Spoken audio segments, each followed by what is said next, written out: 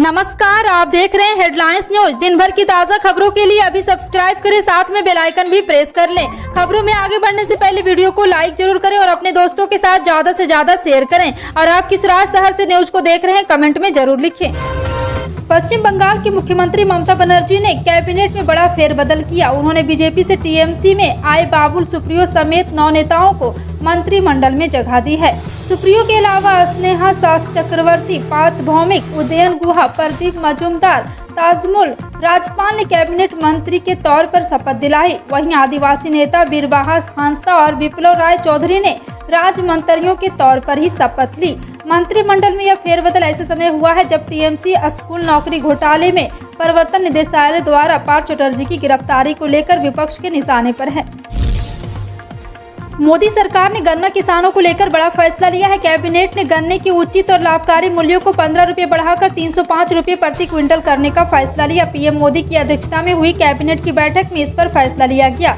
इसके साथ ही केंद्रीय मंत्रिमंडल ने संयुक्त राष्ट्र जलवायु परिवर्तन फ्रेमवर्क सम्मेलन को सूचना दिए जाने के लिए भारत के उद्यतन किए गए राष्ट्रीय निर्धारित योगदान को मंजूरी दी।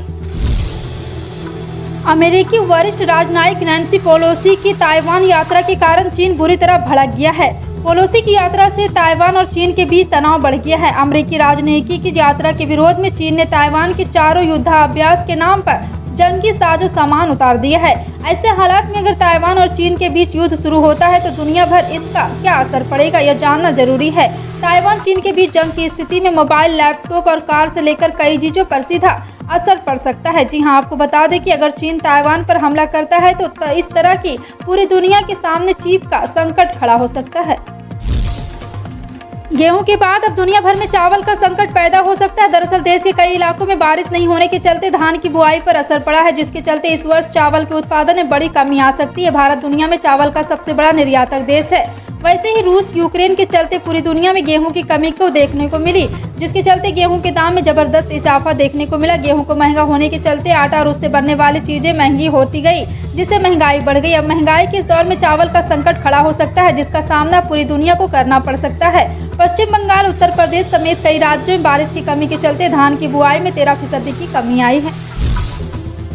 हरियाणा में कांग्रेस विधायक कुलदीप बिश्नोई ने बुधवार को विधायकी से इस्तीफा दे दिया। वह गुरुवार को भारतीय जनता पार्टी में शामिल हो सकते हैं। बिश्नोई हरियाणा की आदमपुर सीट से विधानसभा के सदस्य थे। बिश्नोई ने बीते दिनों बीजेपी नेताओं से मुलाकात की और बाद में उनकी प्रशंसा की थी। कुलदीप बिश्नोई को पिछले महीने कांग्रेस ने पार्टी के सभी पदों से निष्कासित कर दिया था। उसके बाद से ही बीजेपी से उनकी नजदीकियां बढ़ती गई।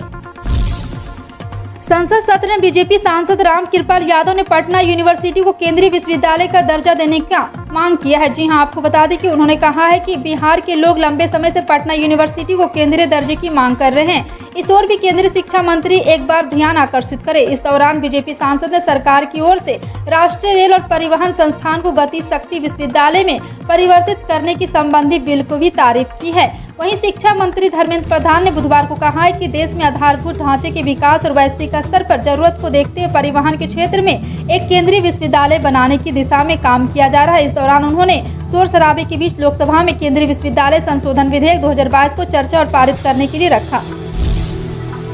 कांग्रेस नेता मुकेश अग्निहोत्री ने बुधवार को कहा कि यदि हिमाचल प्रदेश में कांग्रेस पार्टी सत्ता में आती है तो 18 से 60 वर्ष की आयु की सभी महिलाओं को 1500 रुपये प्रति माह दिए जाएंगे। राज्य विधानसभा विपक्ष के नेता अग्निहोत्री ने एक फेसबुक पोस्ट में यह जानकारी दी है। मुकेश अग्निहोत्री ने फेसबुक पर एक पोस्ट में कहा, राज्य में विधानसभा चुनाव के बाद कांग्रेस की सरकार बनने पर 18 से 60 वर्ष की आयु की सभी महिलाओं को 1500 रुपये प्रति माह दिए जाएंगे।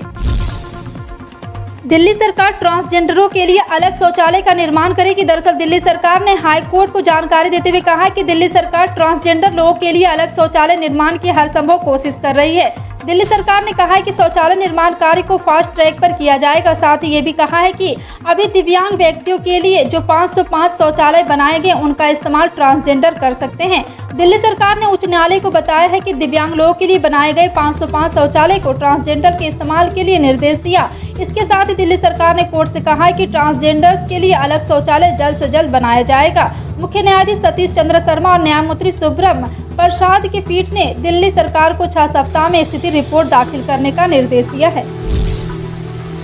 हाईलाइट अस्पताल में 100 बेड का नया आईसीयू बनाने के लिए शासन से मंजूरी मिल गई है। इसे वार्ड 14, 15, 16, 17 में बनाया जाएगा। अभी इमरजेंसी में 56 बेड आईसीयू के हैं, उसमें भी मेडिसिन के साथ अन्य विभाग के मरीज भर्ती होते हैं। आईसीयू के संकट को खत्म करने के लिए इमरजेंसी प्रतिक्रिया और स्वास्थ्य प्रणाली तैयारी पैकेज द्वितीय चरण के तहत आईसीयू के 100 बेड बढ़ाने के प्रोजेक्ट को शासन ने मंजूर किया है। इसके लिए 1.30 करोड़ रुपए मिले। यहाँ मेडिसिन, न्यूरोलॉजी, बाल रोग और श्वास मेडिसिन में आईसीयू का लोड बढ़ गया है। उत्तर प्रदेश के बरेली में बिजली कटौती से लोग बेहाल है। नगरीय इलाके में 10 से 12 घंटे तक की कटौती हो रही, तो वहीं देहात में 15 से 18 घंटे तक की कटौती होने की शिकायत मिल रही। मगर बिजली सब स्टेशन के जेई और कर्मचारी फोन उठाने को भी तैयार नहीं। बिजली कटौती और फॉल्ट के कारण लोग रात भर सो नहीं पा रहे हैं। अफसर और कर्मचारी के फोन बंद होने के कारण लोगों की गर्मी में रात भर जाग काटनी पड़ रही है। लोगों का कहना है कि बिजली आपूर्ति की हालत 15 वर्ष पूर्व की तरह हो चुकी है। मगर इस बार सबसे बड़ी समस्या अफसर कर्मचारियों से लेकर विद्युत सब स्टेशनों पर कोई सुनवाई नहीं होती है। बिजली आपूर्ति न होने के कारण पानी भी नहीं आ रहा है। शहर के रामपुर रोड, जागृति नगर कॉलोनी और लाइन फॉल्ट की सबसे अधिक दिक्कतें हो रही है। भारतीय जनता पार्टी के सांसद वरुण गांधी ने कहा है कि आम जनता को मिलने वाली मुफ्त की सुविधाओं पर सवाल उठाने से पहले क्यों न चर्चा की शुरुआत सांसदों को मिलने वाली पेंशन और अन्य सभी सुविधाओं को खत्म करने से हो। भाजपा नेता और बिहार के पूर्व उप मुख्यमंत्री सुशील कुमार मोदी द्वारा मुफ्तखोरी की संस्कृति समाप्त किए जाने के बारे में राज्यसभा में चर्चा की मांग किए जाने संबंधी नोटिस का उल्लेख करते हुए वरुण गांधी ने एक ट्वीट में कहा है कि जनता को मिलने वाली राहत पर उंगली उठाने से पहले हमें अपने गिरेबान में जरूर झांक लेना चाहिए। उन्होंने कहा कि क्यों न चर्चा की शुरुआत सांसदों को मिलने वाली पेंशन समेत अन्य सभी सुविधाएं खत्म करने से हो।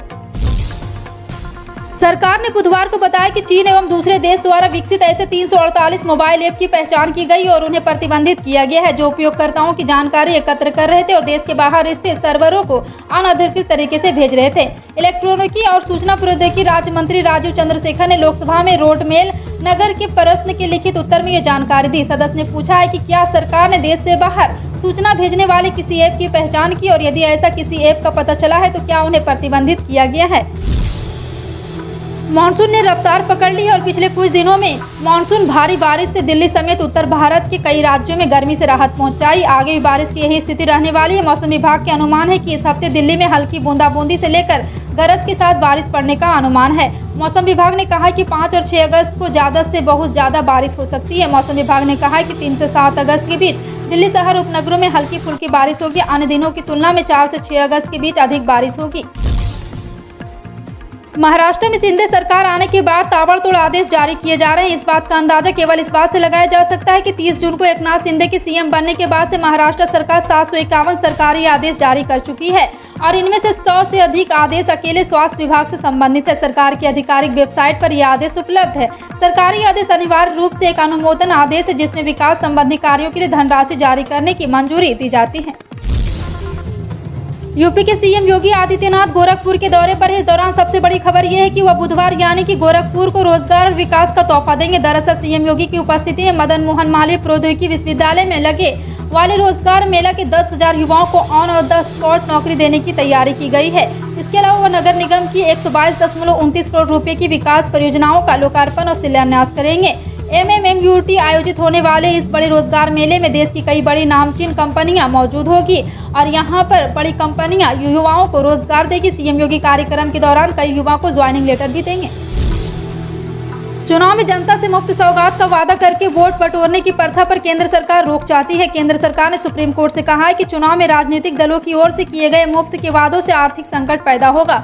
हालांकि मोदी सरकार की इस मांग पर दिल्ली के मुख्यमंत्री और आम आदमी पार्टी के संयोजक अरविंद केजरीवाल भड़क उठे हैं। उन्होंने कहा कि जनता को मुफ्त सुविधाएं देने से नहीं बल्कि दोस्तों को लाखों करोड़ रुपए की फ्री फायदा देने से संकट आएगा। हालांकि उन्होंने ये जरूर कहा है कि बजट के एक हिस्से से ज्यादा फ्री नहीं देने पर विचार किया जा सकता है। विवादों से घिरी नई आबकारी नीति को 1 महीने का विस्तार मिलने के बाद मंगलवार को दिल्ली में शराब की दुकानें खुल गई। सोमवार को एक दिन बंदी के बाद दोबारा दुकानें खुली थी। शराब की किल्लत बरकरार रही। दरअसल 1 महीने के विस्तार के बाद 6 जोन में शराब खुदरा बिक्री का लाइसेंस रखने वाली कंपनियों ने अपना लाइसेंस विभाग को वापस कर दिया है। इससे दिल्ली में शराब की करीब 126 दुकानें और बंद हो जाएगी। दिल्ली में अब कुल 342 दुकानें खुलेगी, जबकि 31 जुलाई तक दिल्ली में 468 दुकानें चल रही थी।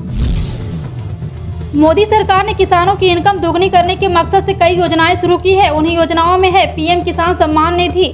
अब तक के किसानों को 11वीं किस्त के पैसे दिए जा चुके हैं। 12वीं किस्त का इंतजार करने वाले किसानों के लिए खुशखबरी आई है। जल्दी उन्हें 12वीं किस्त के 2000 रुपए मिलने वाले, लेकिन इस बार कुछ किसानों को 2000 रुपए की जगह 4000 रुपए मिल सकते हैं। बता दें कि पीएम किसान सम्मान निधि योजना की एक ऐसी योजना है जिसमें किसानों के अकाउंट में सीधे पैसे भेजे जाते हैं। हर किसान के अकाउंट में सालाना 6000 रुपए ट्रांसफर किए जाते हैं। सरकार इन पैसों को 3 बराबर किस्तों में भेजती है, यानी केंद्र सरकार हर किस्त में 2000 रुपए ट्रांसफर करती है। लेकिन आपको बता दें, पीएम किसान योजना की अगली यानी 12वीं किस्त की बात करें तो जल्दी करोड़ों किसानों को खुशखबरी मिल सकती है। देश में अभी भी बहुत ऐसे किसान हैं जिनके अकाउंट में 11वीं किस्त के 2000 रुपए नहीं पहुंचे। ऐसे में किसानों को 11वीं और 12वीं किस्त मिलाकर 2-2 रुपए मिलाकर उन्हें 4000 उनके अकाउंट में ट्रांसफर किए जाएंगे। आपका इन सभी खबरों पर क्या कहना है, कमेंट सेक्शन में टाइप करके जरूर बताएं। इसी तरह की पल पल की अपडेट जानने के लिए जुड़े रहें आप अपने हेडलाइंस न्यूज के साथ। मिलते हैं अगली बड़ी खबर में, तब तक के लिए जय हिंद।